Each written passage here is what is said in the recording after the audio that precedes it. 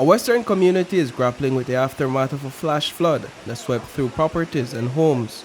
On Thursday evening, floodwaters surged through Santiago Juan community off Bullet Tree Road in San Ignacio Town, reaching unprecedented levels. Video footage shows streets turning into rivers as the floodwaters rush downhill.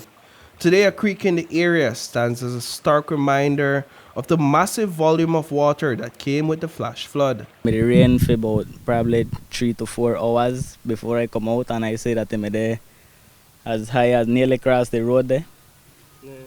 Now, for you, is this something that you've seen happen before with this?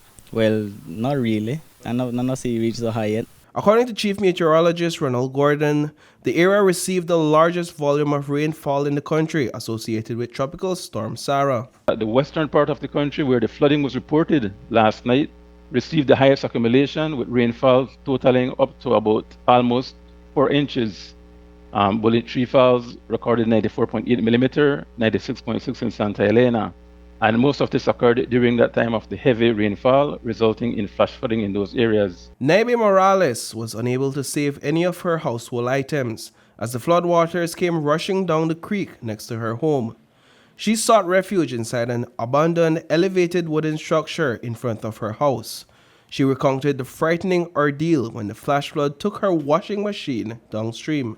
I didn't expect the water was going to rise up to where it rise yesterday. Yeah, it take me to rush to run. Is this the first time that it's risen so high? Yeah, the first time. I didn't expect how it rise up to the steps. My God, I was so scared, and how I was by myself here yesterday. I was so scared, I could tell you. I'm in this one from the front. Yeah. Yeah, because it's all wet and the things wet inside. Yeah. Everything? Everything. Bed and the sofa and everything.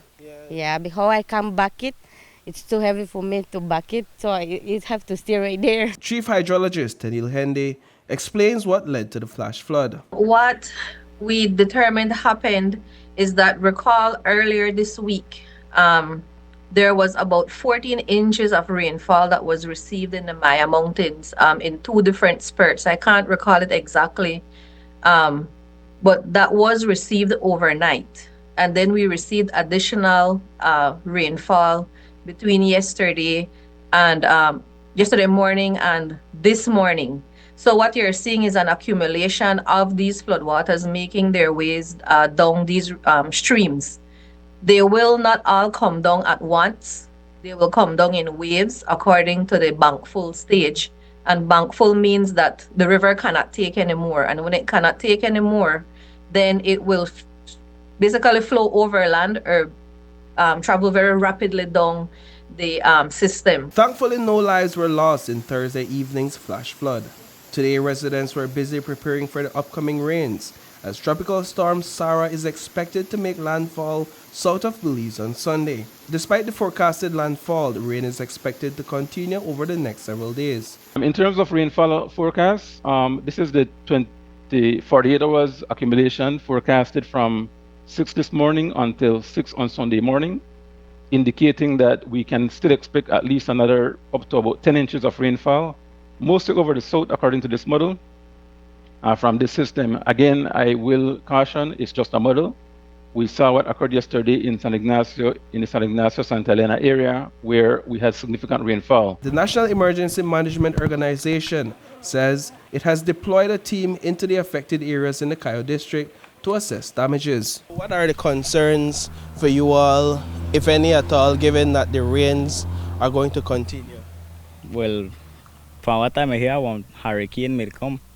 But that till Sunday, they say. But if this done, they do that, then I don't know what that could bring. Reporting for News 5, I am Paul Lopez.